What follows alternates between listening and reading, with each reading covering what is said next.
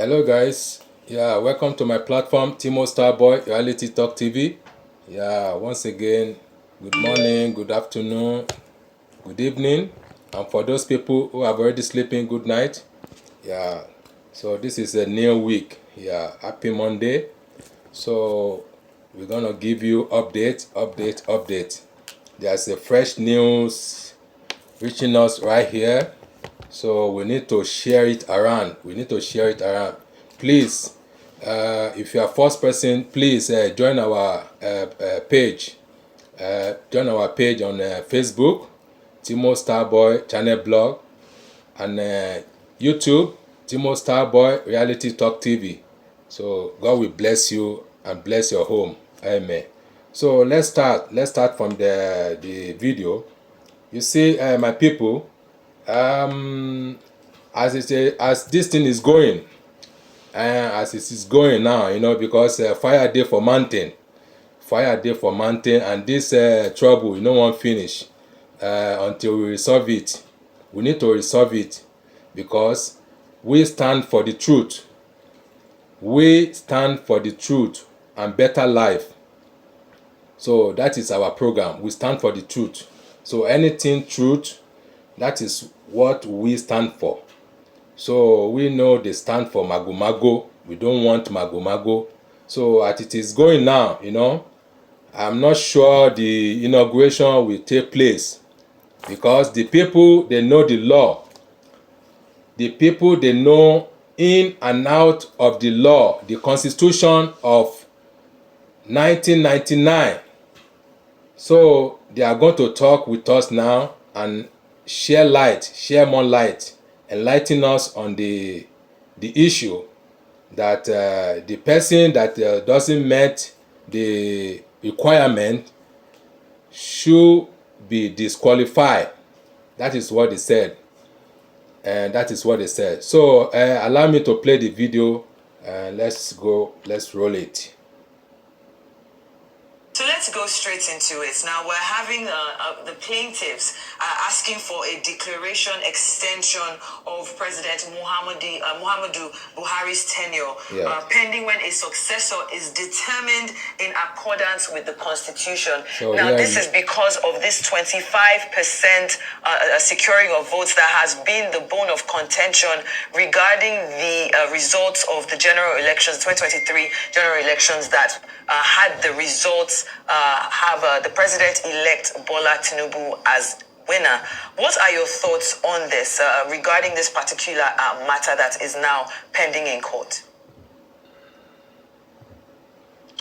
Shay, good morning. Good morning, Steve.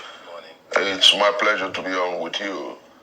Interestingly, as we discuss our country and our politics today, fundamentally, we're looking at how we make our democracy responsible and responsive to the people. We're looking at how we abide by the intentions, the intendment, and the rationale behind the draftsman's position on Section 134, 2B of the Constitution of the Federal Republic of Nigeria, 1999, and, as it were, the provisions of Section 135, 1 of the Constitution of the Federal Republic of Nigeria, 1999. But let me say clearly and with every sense of commitment that those who are saying that the time to make our democracy effective, efficient, and effectual are the ones who are right here.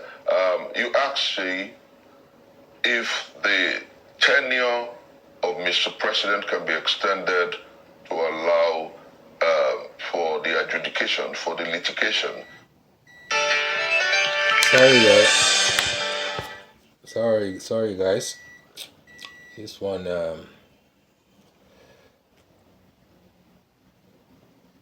sorry. It's a commercial. For the adjudication, for the litigation, for the matters in court to be fully determined.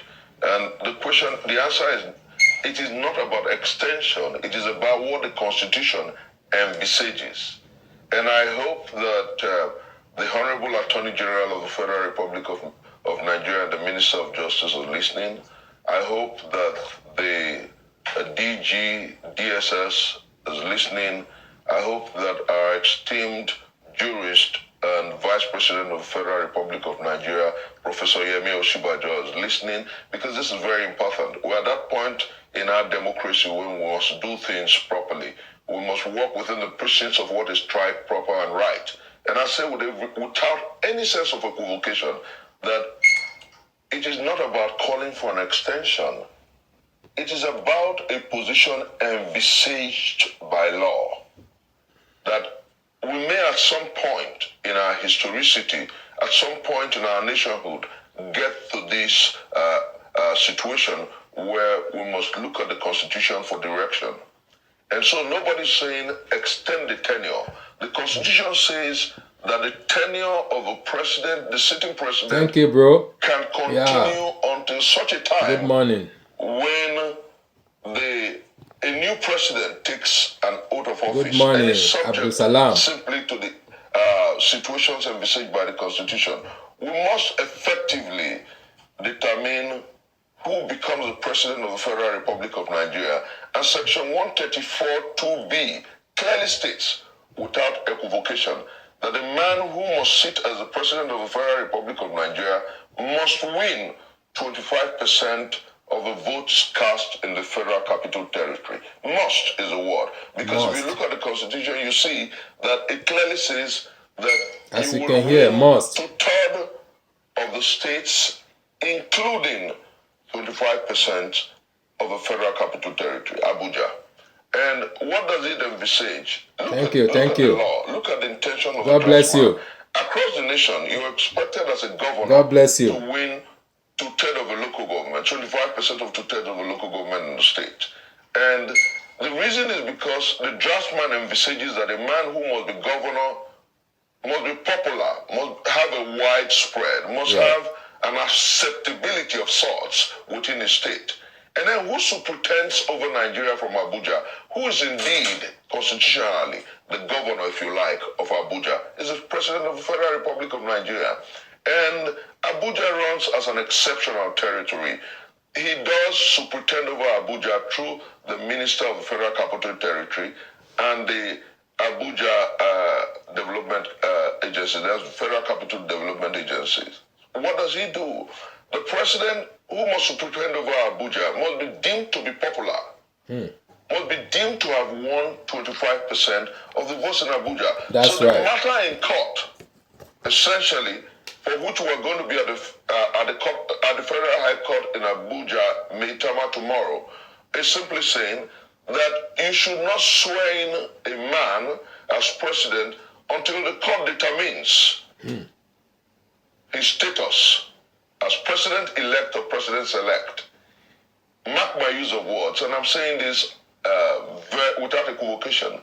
Now, if the law says that he must win 25% of Abuja, do the citizens, indigents, residents of Abuja who voted have the right to ask that the man who must superintend over Nigeria from Abuja wins 25% of the votes cast in Abuja? The answer is a capital letter yes. So the argument is for before the judge to determine whether he can ask for an extension of the swearing of the president until this matter is determined. And the answer is capital letter yes. I'll read to you Section 135 of the 1999 Constitution. Section 135, sub 1 says, without doubts, Steve, listen. It says, subject to the provisions of this Constitution, a person shall hold the office of president until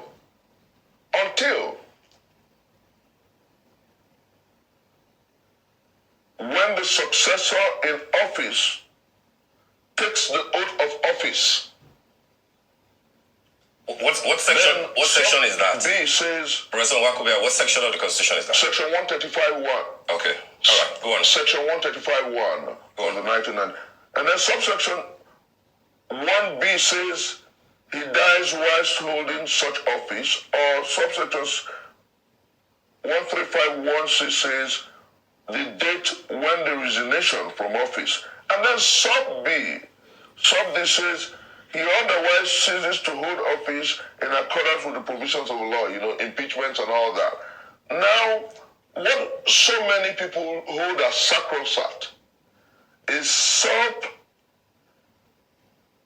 2, section 135(2) of the 1999 Constitution, which says that subject to the provision of subsection 1 of this Constitution, the President shall vacate his office at the expiration of a period of 4 years, commencing from the date when. Now, you look at the subsections, you understand. Now, subsection 1 holds superintendence, holds preeminence over subsection 2. And what are we saying? That we must determine whether the man who is president-select has truly won the presidency as explicitly stated by the Constitution. And the answer is a capital letter no. Mark my choice of words, Steve, mark my choice of words, say, when we talk about our democracy must be predicated on the rule of law. Democracy is not wistfulness or wishfulness. Democracy is about rule of law. Yeah. It's about situating governance on the will of the people expressed through the electoral system. And on the February 25th, Nigerians went out to vote. Albeit Nicodemously, on the 1st of March at 4 a.m., a certain individual was declared president-select. My choice of word advisedly, and I'm ready to face anything for it. So, he was declared. Did he meet the provisions of the Electoral Act? Did he meet the provisions of the Constitution of Federal Republic of Nigeria, sections 134, 2B, and sections 135? The answer is no. And so what must we do? Are we going to go ahead on the May 29th to swear in a president who didn't meet the constitutional provisions? These were the arguments of Dati Baba Ahmed when he clearly stated that any attempt to swear in the president-select on the 29th of May will be dealing a murderous blow on the Constitution of the Federal Republic of Nigeria, and by extension, dealing a fatal blow on democracy. And I say here, all right, with a sense of responsibility. Professor Wakobia, sorry to that the reason we're in court, Steve, let me chisel this in, please, Steve. Okay, all right. The reason we're in court is to ensure that we help our democracy. The reason we're in court is to ensure that... Sorry. There's another one. Sorry, give me a minute. We'll continue in a while. Democracy. Okay. The reason we're in court is to ensure that the justices help us to protect our democracy and ensure that those who live in Abuja are protected not only by the Constitution, but by the judicial process. All right, I mean, that's fine, but let's stay with the facts. And the facts of the matter is that there is a president-elect for Nigeria, Asiwaju Bola Ahmed Tinubu, who was duly declared the winner by INEC after that election. Yes. Albeit against the law. Albeit against the law. No, I do not know of the law that it was against, but you have done the needful as a member of the UB Dati presidential campaign to go to court, the same way that the PDP presidential candidate and the party, which came second, by the way, have also gone to court to challenge the declaration of INEC. So my point, staying with the fact, is that we can't use the word president-select here. Is the president-elect. Inauguration will happen on May 29th, except a law decides otherwise. Sometimes I don't understand this, our journalists back home in Nigeria. What are they afraid of? What are you afraid of, journalists? Huh? Are you afraid of fine or what? You can't speak the truth. The truth cannot come from your mouth. What are you afraid of? If you talk the truth, you will die. If you don't talk, you will die. It's better to talk the truth and die on it. Stop all this paddy or afraid of something. Stop all this nonsense. We need to speak loud. Sọ̀rọ̀ sókè, wèrè. My Sọ̀rọ̀ question sókè, to speak you, louder. however, two prompt questions. First is that I like the fact that you have. Can you hear me, Professor Wakobia? Now I can, yes. Can you? Okay, all right. So I said I needed to clarify what the facts, were before asking the question. And my questions are: I like the fact that you brought in the important sections of the Constitution, namely Section 135 2B, and of course 134 2B and 135 1. But then that will have to be determined by the court as to at what point does the tenure of a sitting president, expire. That will be determined by the court. The other question will be, what is your direct interest in the suit that that will be in court tomorrow by the 5 Abuja residents?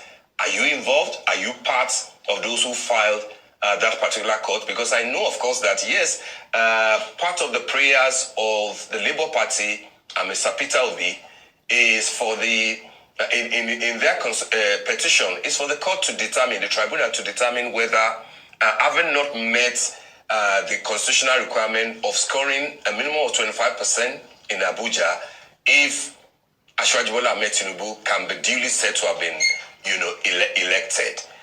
But then your own case has started in court. This is a totally different case altogether. My question to you is, what's your involvement in this one? And if there is an expedited hearing and the court dismisses it, do you think that that will have affected the core essence of your own petition as far as the 25% score in FCT is concerned? Steve, let me say clearly that I live in Abuja. This man, I don't know what he's talking about. I'm a voter in Just asking wrong Abuja. question. My polling center is Wuse Zone 6. If you cannot do the job, you better get out of the seat and let people do it. The man who must superintend Let's do it right. in Abuja meets the provisions of the Constitution. And clearly, without equivocation, without any modicum of doubt, without any doubt whatsoever, the president-elect did not meet the requirements of the Constitution. And INEC Nicodemously declared him president for whatever reason. And as I talk to you, we know that the learned judges who superintend at different layers of the judiciary of the courts would do right, because there comes a time in the history of a nation and a people when the odds are about fixing a system and making right a terrible situation. And that's where we are. It's not necessarily about Labour Party here. It's about what is proper, right, and right. The PDP is in court against the declaration of Bola Ahmed Tinubu as president on the 1st of March 2023. The Labour Party is in court contesting the same situation, and several other parties. And I said here, Steve, that everyone who's saying that he was not validly declared, he was not supposed to have been declared, are simply patriotic. They're saying that the provisions of the Constitution of the Federal Republic of Nigeria must be strictly followed. And without equivocation, Steve, you did note in this question that the demands of Section 134 2B are almost very clear. When you use the word "and," two-thirds of 36 states "and," it is subjected to the golden rule of statutory interpretation. It says to you, look for the intention of the legislature. If you're subjected to the literal rule of statutory interpretation, it says to you, look at the grammar, and it's conjunctive. That's point number one. And suggest that when you have 24 states across the country, you should also have 25% in Abuja. Now, look at the intention of the legislator. That's the golden rule. The intention is that the man who must superintend over Nigeria as president in Abuja must be popular in Abuja. He must have 25% of the votes cast in Abuja. He must be deemed to be our president. Those living in Abuja must own him. The question is, do those in Abuja own Bola Ahmed Tinubu? And the answer is no. By your interpretation, do what is proper, right and right. Prof, the answer is yes. By your interpretation, no, that's the interpretation, Steve. I'm saying, just hold on. Just hold on 1 second. I'm saying that by your interpretation, you're saying that if a winner, and in this case, Asiwaju Bola Ahmed Tinubu, had won in 30 out of the 36 states of the federation and won the popular vote, as it did by what INEC was declared, but failed to meet 25% in Abuja, you are saying by the intendment of the Constitution, it cannot be declared the winner. That's right. He cannot. Okay, let me say this. Had he won 36 states of the country, had he won 36 states of the country and not won 25% of votes cast in Abuja, he shouldn't be declared president-elect. And that's the intendment of the draftsman of the Constitution, because he must be popular in the state where he wants to superintend over Nigeria from. Steve, let me make you look at this clearly. The president is the governor of Abuja. Are you aware? He superintends over Abuja through a commissioner who is the federal capital territory minister. And he has one senator. He has about 6 or so House of Reps members. Abuja is entirely politically different from the states.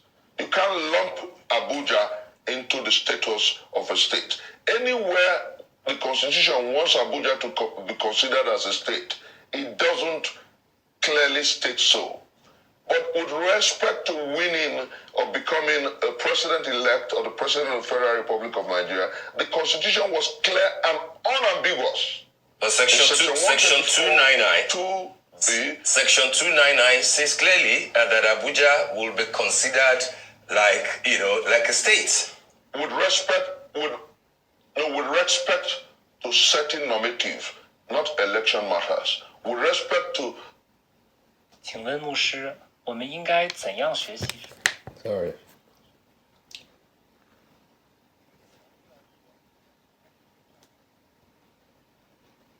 We have many commercial here. Sorry, guys. With respect to revenue Sorry for allocation the distraction. Not with respect, because in terms of governmental structure, Abuja is unique. Abuja has a president, quote unquote, as a governor. He has a minister of the federal capital territory superintending over the state, over Abuja as the minister, as a commissioner, so to say. And then beyond that, the Federal Capital Development Authority is under him. And let me say without an ounce of equivocation that to try to drag in Section 239 into this discourse is being mischievous and smart by half. The truth is that everyone who knows and who reads the Constitution, and even a layman in law who understands simple English language, Steve, you are a writer, you are a journalist, you are an editor, you're someone I respect so very much. You understand that when you say 2/3 of... He understands, but he's just pretending. Republic, I don't know what kind of a journalist he is. And just pretending. He's afraid. My 20-year-old son knows that he's afraid to lose his job. Saying, huh? When you meet this, I don't know. You should also meet this. And so those who how can you be afraid to tell the truth and nothing but the truth? And I know that the learned justices of the Federal Republic of Nigeria. That's why I'm tired of all this Nigeria 2004, Nigeria journalists, 2005, and again Nigeria in radio and television. 2007, 2008, decided You can on never these publish issues. anything good. And without an ounce of equivocation, they said clearly that you have to win 25% of Abuja to be declared clearly like president of that. federal. So I do not know what informed Mahmoud Yakub's declaration of Bola Ahmed Tinubu, albeit Nicodemously, on the 1st of March 2023 as the president-elect of the Federal Republic of Nigeria. And that is why, knowing the provision, Steve, let me, in 1 minute, knowing the provision of a Constitution of the Federal Republic of Nigeria, that is why yours sincerely, Professor Chris Mustafa Mukobe Jr., the convener of the Country First Movement, will continue consistently until the courts determine the substantive matters, refer to Bola Ahmed Tinubu as the president-select, not of the Federal Republic of Nigeria, if you like, but of INEC. Okay, so it's interesting that you've brought this up, because the argument of the Independent National Electoral Commission is that it's insisting that a candidate doesn't have to secure 25% of the votes in the FCT to be declared the winner, because the FCT was not accorded any special status in the Constitution as it's erroneously being portrayed. And it's based on that decision that they went ahead and declared Bola Ahmed Tinubu as the president-elect, who is going to be inaugurated in just a few days. In the midnight. If that is the format that They has declare been in the followed midnight. up until this moment, Middle of the night. are we looking at maybe the Who does interpretation that? of the law in this scenario as opposed to an outright Who does that? an outright turnover Only of Agbe what will. it means? Yeah, only. Shay, interestingly, The only thief can do you that. have, in your question, hit the bull's eye. Say, if you were to land in Abuja at the airport, what you see is the Federal Capital Territory.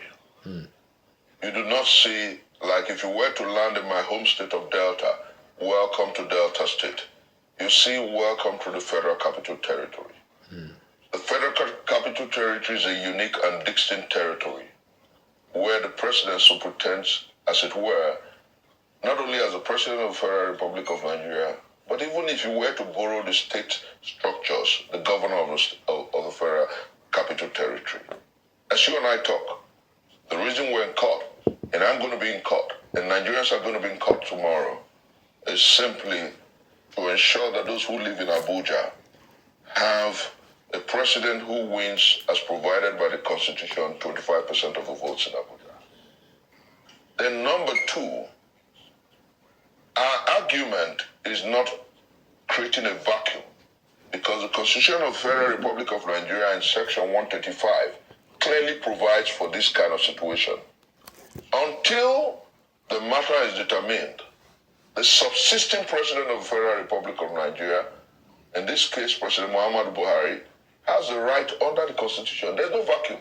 There's no call for an interim government to remain in power as provided by the Constitution until these substantive matters are determined. And that's why our appeal to the Attorney General and Minister of Justice, Malami, to take note and advise the President properly. If the President is too tired to continue, then let the Vice President Yemi Osibajo continue until these matters are determined. Let nobody blue join us. Let nobody railroad us. Let nobody force us into a 29th of May handover. Nobody can do that. Nobody ever. Nobody can do that. They cannot force us. 135.2 is subject to the provision of Section 135.1. And so we need to know the impunity time is gone. Select is validly impunity is gone. As provided by I don't need more. And so what I am doing today is, in actual fact, Steve, in actual fact, Sheyi, a great service to the law and the Constitution, a great service to our democracy, was saying that the law must be followed simpliciter. The law must be followed and the intentions of the draftsman effectively complied with. And I say here that Nigerians want a president who is not only popular, but a president that connects with them. Steve, Sheyi, as I speak to you, you wonder how and where the president-select got to where he is. Kano, he didn't win. Abuja, he didn't win. Lagos, he didn't win. Kaduna, he didn't win. Katsina, he didn't win. So how did he get these votes? I don't know. Let's ask One of the APC. greatest poets in human history that I respect, Let's ask them Sir the Walter question. Scott, once said, and I quote, It's their question. Let's ask them. web we weave when vexed we practice to deceive. And so all we have had since February the 25th is a litany of hubris, deceit, chicanery, and perfidy. And I think that the time has come for us to put a hole in this gamut of the seat. Okay, I wonder if the candidate of the Labour Party, Mr. Peter Obi, still shares this sort of enthusiasm that the election can be upturned. The reason why I'm asking is, a few days ago in Noka, Anambra State, his home state, at the launching of a book in his honor, he made a declaration that suggested to Nigerians that maybe reality was dawning on him that an inauguration was about to take place and that the president, who might spend the whole 4 years, will move in. And he simply said that, yes, he would like to be the president of Nigeria. He knows that he will be the president of Nigeria, but that he may not be today, but it will be tomorrow. The interpretation that a lot of people are giving to that is that, Mr. Peter Obi has finally realized that Asiwaju is coming. You get it and on. that he will be inaugurated on May 29th. And that if the courts decide as it's looking like, Obi will not he will agree. just have to wait for his time. Is that the reality that has suddenly set in? Steve, some of us, by God's grace, are close to the president-elect. And I use my words advisedly, the one that Nigerians voted for. Some of us, by reason of relationship and consistency, have access to him. If there is anyone who's enthusiastic, if there's anyone who has unshakable faith. Sorry, viewers. This one is just popping up. I don't know why. It's a Japanese commercial just popping up. Anyone who has interaction, unshakable faith in the judiciary. If I'm sorry, guys. Who has amazing and monstrous confidence that the courts will do right, it is Peter Greg Obi. He hasn't lost faith in the fact that the mandate that the Nigerian people gave to him on the February the 25th will be returned to him. Not an ounce of doubt. And Steve, as a leading obedient, for me, not an ounce of doubt. For millions of Nigerians in the diaspora and at home, not an ounce of doubt. We believe that the judiciary will do right. We believe that the Constitution will be upheld.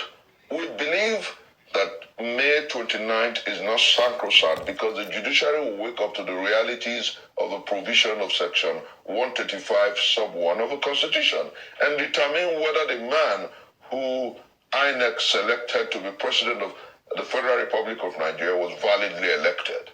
Our democracy must grow better than it is today. And we, still with all sense of respect, I was one of those who struggled, and you know that. As a 22-year-old, I was involved in the Hope 92 campaign in 1993. Steve, I was one of those detained several times in the battle for the actualization of June 12th. I've consistently remained on this course. Steve, I believe that the battles that we fought, I believe that the battles that took the life of Chima Obani, several young boys and young girls in the desire for a new Nigeria will not be in vain.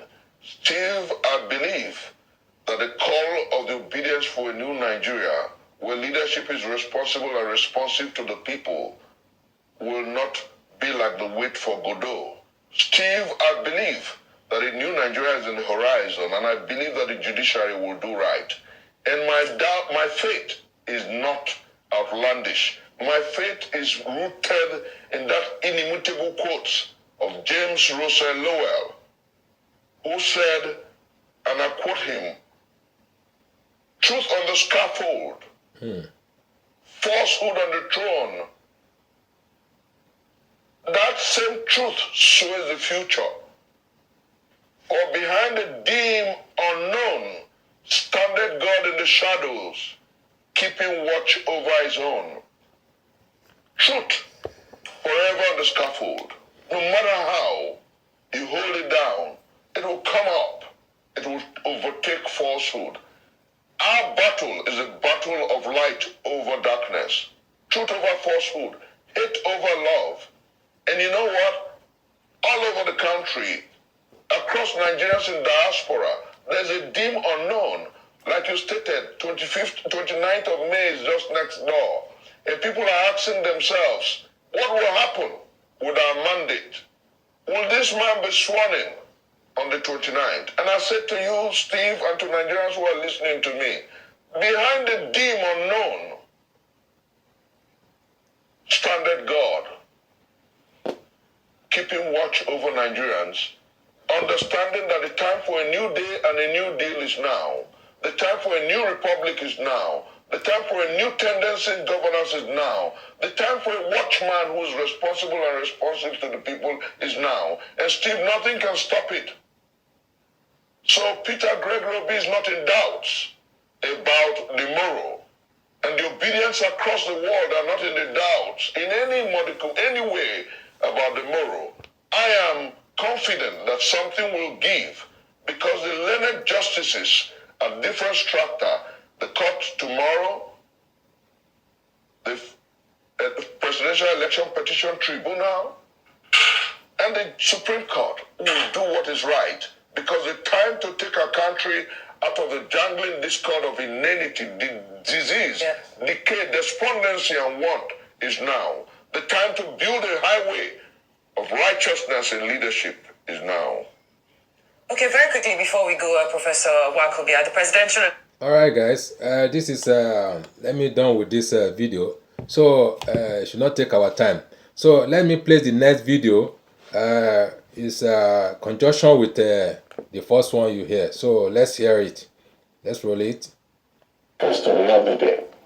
The Presidential Election Petitions Tribunal this past week began deliberating on petitions by several opposition candidates challenging INEC's declaration of Bola Ahmed Tinubu as winner of the February 25th presidential election. It's the beginning of a case that could offer up high-stakes drama. With Action Alliance withdrawing its petition and the court adjourning Peter Obi's petition to Wednesday, May the 17th. PDP's Atiku Abubakar also wants the tribunal to approve live telecast of court proceedings. Arise correspondent Godfrey Eshemoge reports. Security was beefed up at the headquarters of the Court of Appeal, which is the Presidential Election Petition Court, as nearby road intersections were cut off to traffic to ward off potential threats to security. Thorough checks were carried out on all vehicles that accessed the premises. The court was packed full with senior advocates and other lawyers fully present to represent their clients. Justice Haruna Samani, in his welcome speech, urged counsels to shun all conduct that could amount to a avoidable waste of time of the court, while pleading for maximum cooperation as he assures of commitment to hear and determine all petitions on their merit. The first activity of the 5-member panel was to strike out the petition of Action Alliance, AA, after its withdrawal. Factional chairman of the party, Adekunle Rufai, said the petition was against INEC's mode of conduct of the polls and not against Tinubu's victory, and that the proposed policies of the president-elect resonate with what the party leadership holds dear. This petition was in the main an attempt to bring INEC back to appreciate that no matter how powerful they are, they cannot disobey court orders. About 8 judgments told INEC that this man standing beside me is the national chairman of the party and not any other person. 2 federal high courts told INEC that they must deal with the list he submits and upload them as candidates in the election. INEC ignored all the orders, including the orders of the Court of Appeal, which said the man you are dealing with is not even a member of the party. One of the reasons advanced by some of our leaders as well is the belief in the ability of Asiwaju Bola Ahmed Tinubu, being a proponent of restructuring, which has been one major reason why we have the barrage of agitation in our land today. We evolved a kind of policy that could engender resurgence of trust in our togetherness as a national entity. Truth be told, our country, Nigeria today, is at the precipice. We need a personality that believes in policies that can repose trust in the aggrieved indigenous nationalities. Following that, there were pre-hearing sessions with the Action People's Party, APP, which says it will not withdraw its petition, and that by Peter Obi's Labour Party, with the court fixing Wednesday 10th May for continuation. The pre-hearing for the People's Democratic Party, PDP, holds Tuesday. I'm a lawyer. I have the consent of my clients, however it is. So if going forward they give me an instruction, I will take the instruction. But as of today, we are going on and we are strongly coming back on the 10th of May. That's Wednesday, for the continuation of the pre-hearing session. One way or the other, I do not think that it's business as usual as far as Nigerians are concerned. And we have assured the court that we will do all that we can to ensure that these petitions are expeditious on our part. All the lawyers for all the parties also committed themselves to cooperating with the tribunal, the court, to make sure that these matters are dealt with urgently because of their national importance.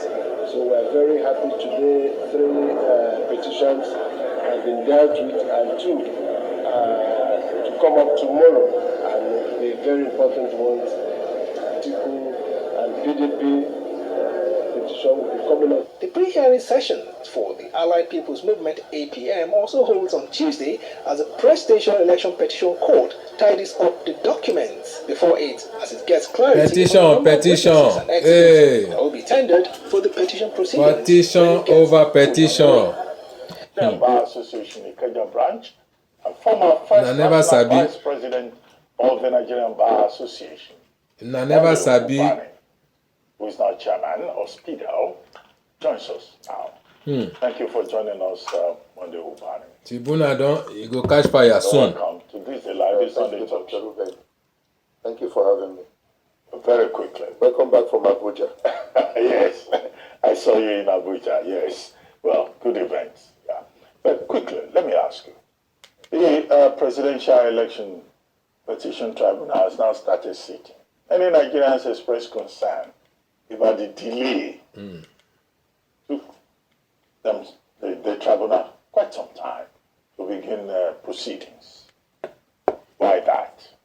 After the various parties to the matter at hand had met the 21 days deadline for the filing of petitions.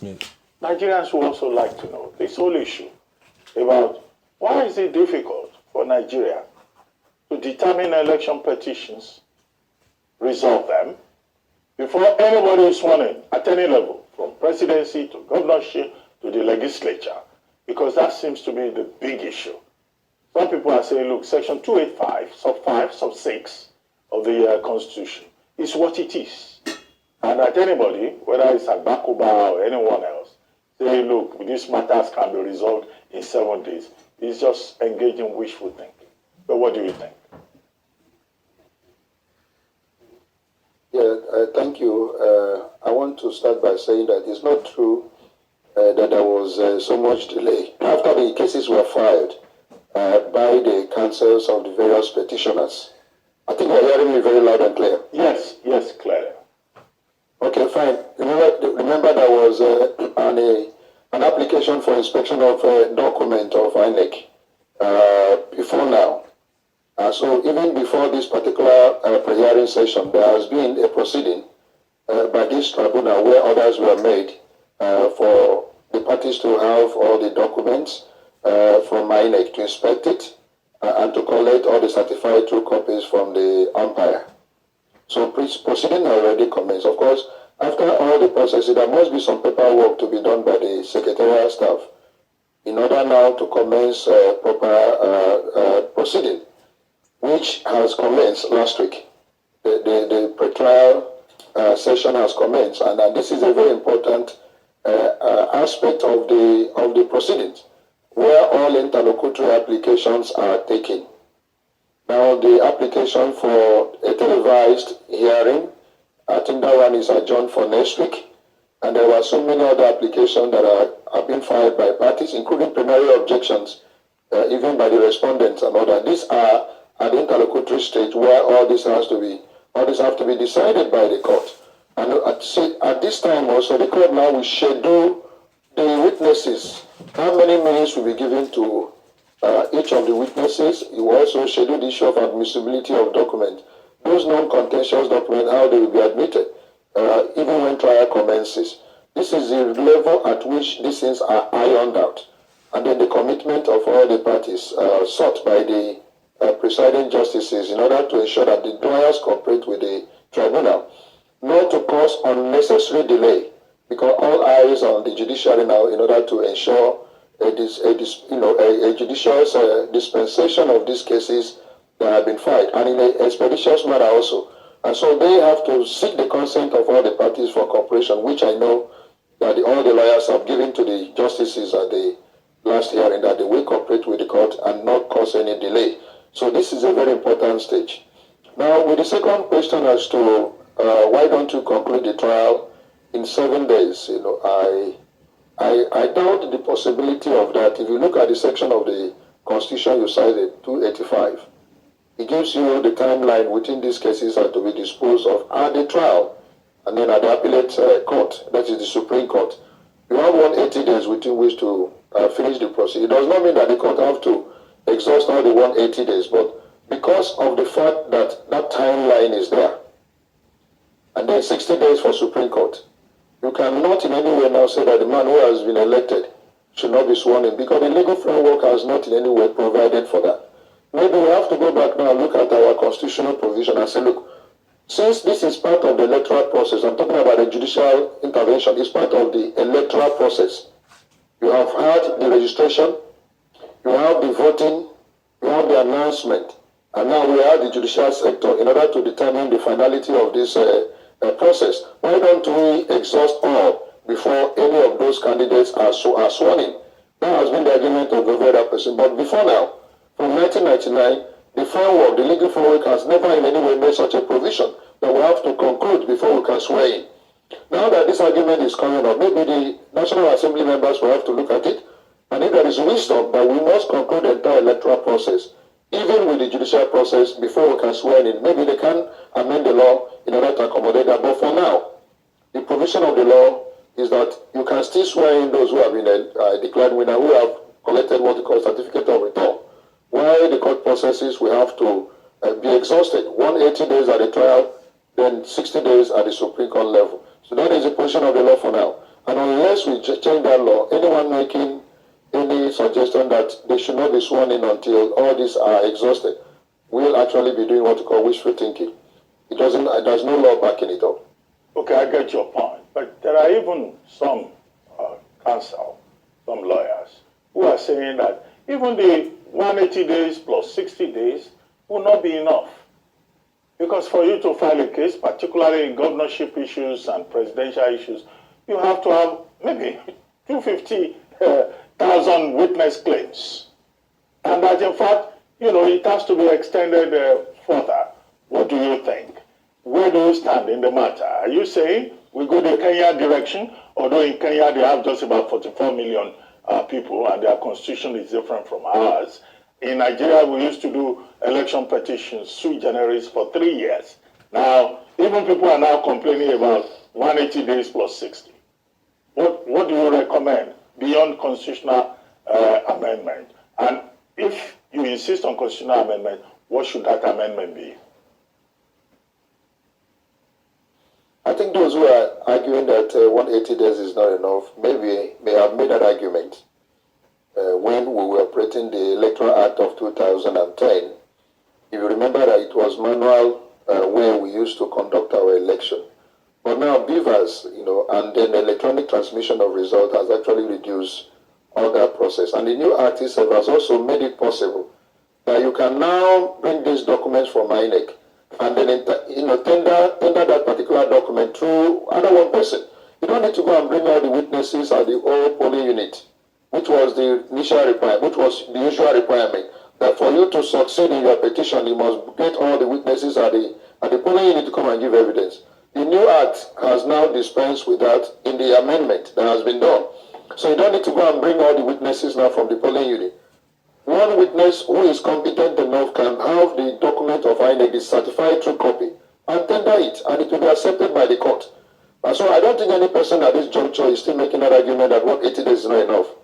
In the light of what the law has actually made by removing all that requirement of having all the witnesses come from all over the country in order to come and tender evidence in court.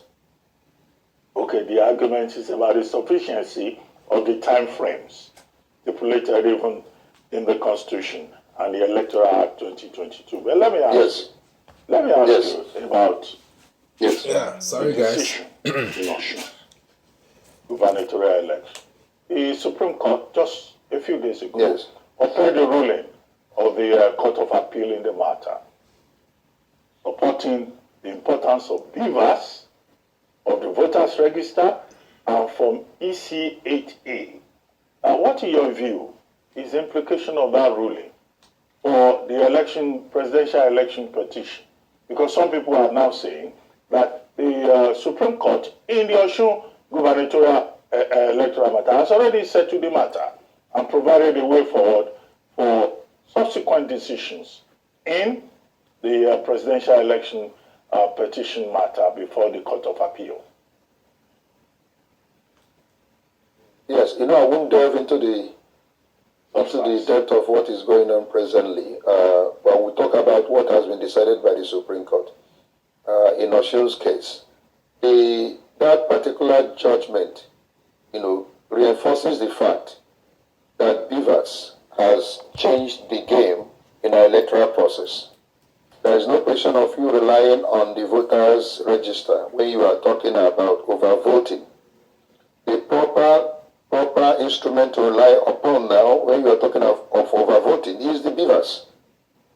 You look at the number of those who have been accredited to vote, and then look at the form or the result sheet where all the results are displayed, and look at the number of people who have voted. If the number of those who have now voted, which are recorded in the result sheet, exceed the number of those who were accredited in the BVAS, then that is overvoting. Let me give you an instance. If 100 persons got accredited in a polling unit, and then you now look at the form where the results are listed, you now see that there is 180 persons that are actually voted, showing how the results are distributed to all the political parties. That is clearly overvoting because 100 accredited. There is no way you can have 180. We don't have to have a result now to the voters register. The proper instrument you now use to determine whether that is overvoting is BVAS. Is the primary source of evidence. And that is what the Supreme Court tried to affirm in that particular judgment. That BVAS now is a game changer. If you are talking of overvoting, then look at BVAS. Then look at the result that has been listed and you determine whether there has been an overvoting. That is actually what has happened. So it is a very clear-cut decision. Now let me also say this. The facts of each case determines how the court will get to its judgment. Every fact is very peculiar. If it doesn't fit the fact, you don't just bring BVAS and then throw it in and say BVAS now will solve all the problem. No. It is the facts of the case that determines what the court will do at every time a matter comes before it. What was an issue was the issue of overvoting. And then you don't make use of BVAS in order to prove that point. And the Supreme Court said no. And the Court of Appeal, you have to look at BVAS. How many are accredited? how many voted. If there is no such comparison, then you cannot talk about overvoting. That is what that particular decision has established. Okay, wow. Okay, guys, so in my own opinion on this tribunal judge is they should look at the person that doesn't meet the requirement. The candidate that doesn't meet the requirement, they should be disqualified. Simple as that. That is period. No need of argument of overvoting or glitches or whatever. If they look at the form, anybody telling lies in the form, anybody committed perjury should be disqualified. So that is simple. So that is what the judge should look at. Not all this kind of they need somebody to come and testify and this one, that is rubbish. Just wasting of time. So thank you guys. Thank you for watching, and so we will bring more updating. So thank you so much. I love you. Keep on sharing and like our program. So, and keep on subscribing and follow us on our pages. Thank you. Have a blessed day. Bye.